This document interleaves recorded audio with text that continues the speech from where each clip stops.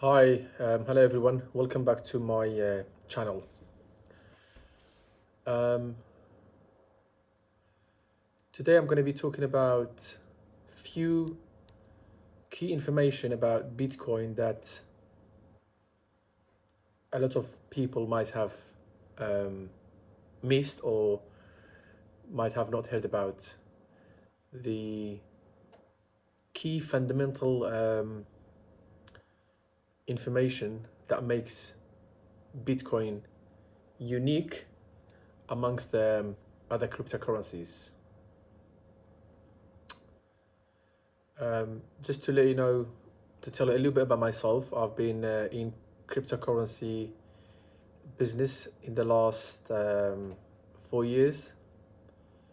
I got to know Bitcoin when it was less than $1,000, and I also started having my mining business, Bitcoin mining, in year 2017. You can find details about my mining operation farm in one of my videos. I think it is very important for some people that do not know much about Bitcoin to know those information for them to be able to decide whether they should own a part of Bitcoin revolution. By the way, a lot of people might not know that to own a Bitcoin, you don't have to own the whole Bitcoin. You can own a fraction of Bitcoin. So it can be anything from a dollar worth of Bitcoin. Because remember, one Bitcoin contains 100 million Satoshis. So yeah, anyway, let's talk about the key information about Bitcoin. First of all, Bitcoin is a decentralized currency. Unlike other currencies that we use on a daily basis, like fiat currency, whether it's dollar, pound, euro, any other currency, Bitcoin is decentralized. What that means is that it doesn't have any government body or any organization or a bank that centralizes the Bitcoin. Where in fiat currency, for instance, in dollar or a pound, it's centralized by the central bank. So whether it's Central Bank of America or Central Bank of England. So they decide the quantity of the currency, whether they need to print more or withdraw some of the cash that's in the market. So what it does when something is centralized and when something is decentralized, we have already seen the benefits of centralized currencies, where they can have inflations at any time, they can have high interest rate, they can have anything you can think about, and they can be only maintained or transferred through banks. So fiat currencies, to be transferred in the modern countries, it has to be through a money transfer organization. With Bitcoin or some other cryptocurrencies which are decentralized,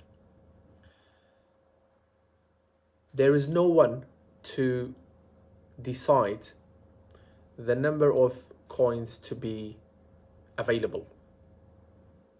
They can only be available in certain times, and they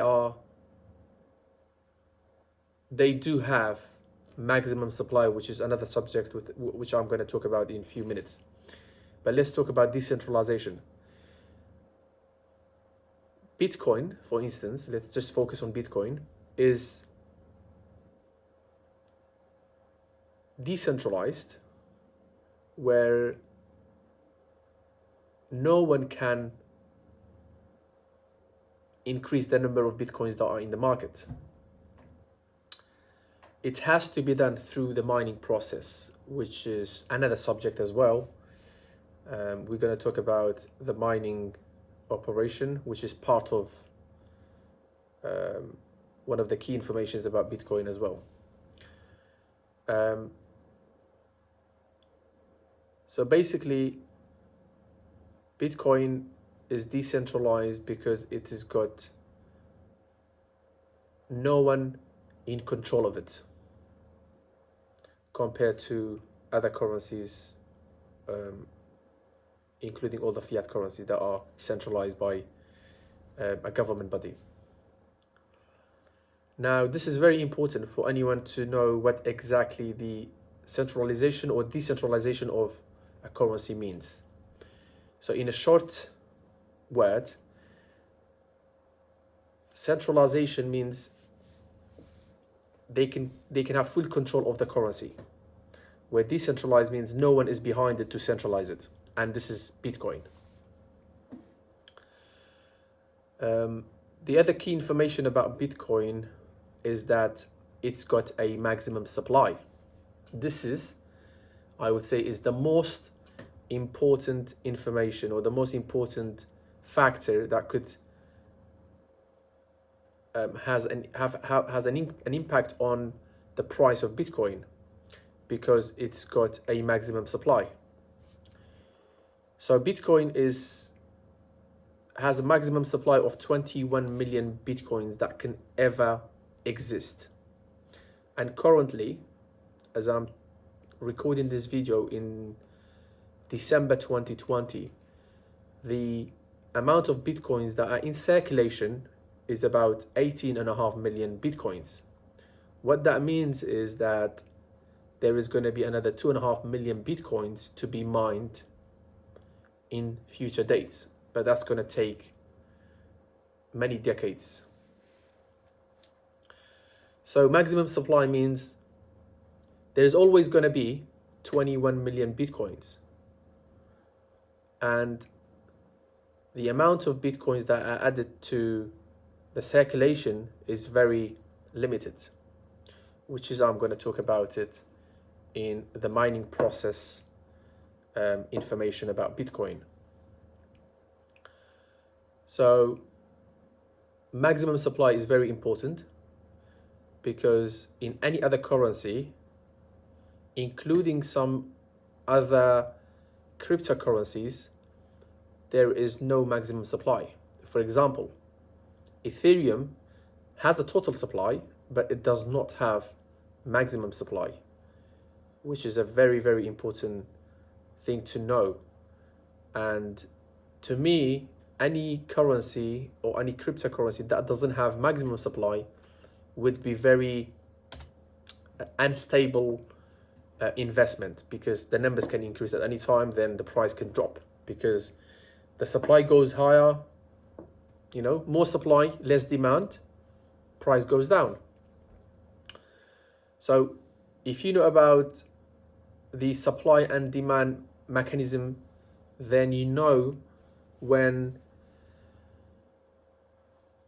there is a limited supply and there is a higher demand, the price of anything that can have a limited supply and higher demand can go high. So Bitcoin has a maximum supply of 21 million Bitcoins.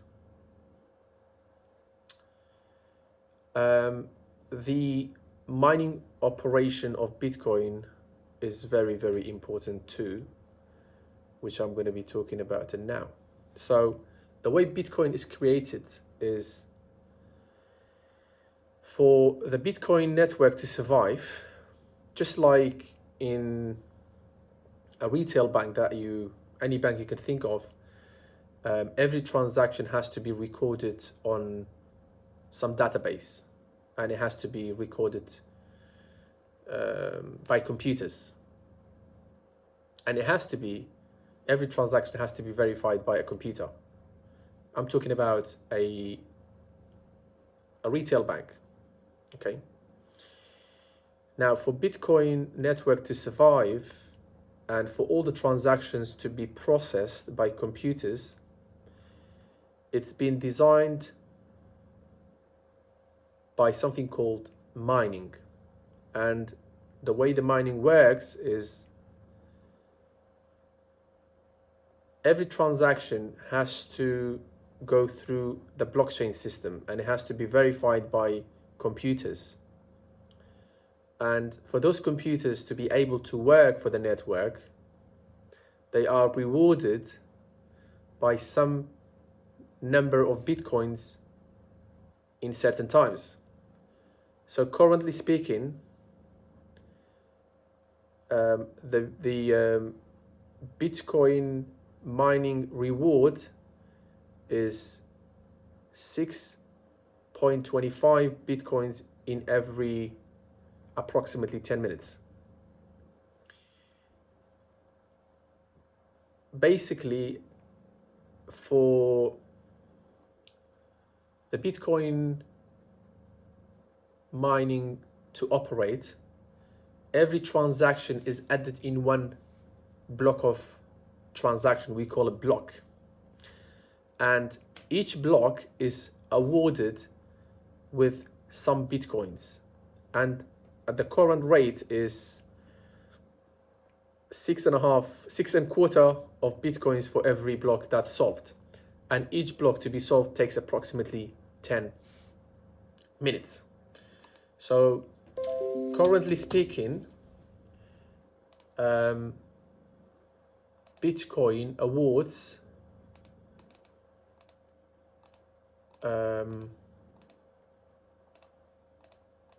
let me calculate it.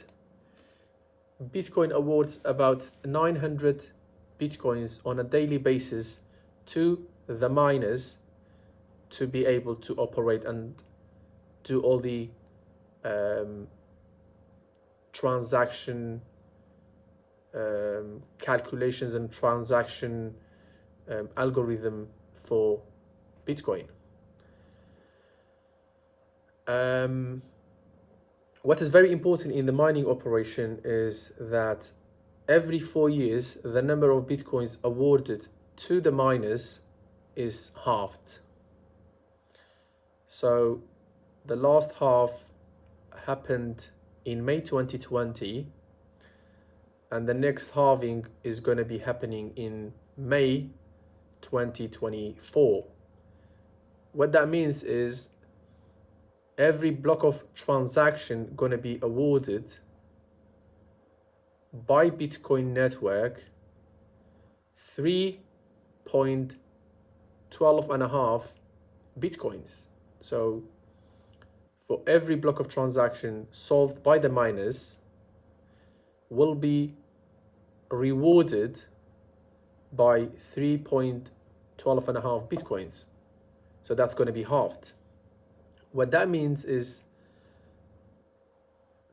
the supply of Bitcoin is going to be halved in the next 4 years. The demand stays the same or most likely to go higher, which I think will go higher. Then that's going to make a higher demand, less supply on Bitcoin, the price goes higher. This is likely to happen. This is from my opinion, just to let you know. I'm not responsible for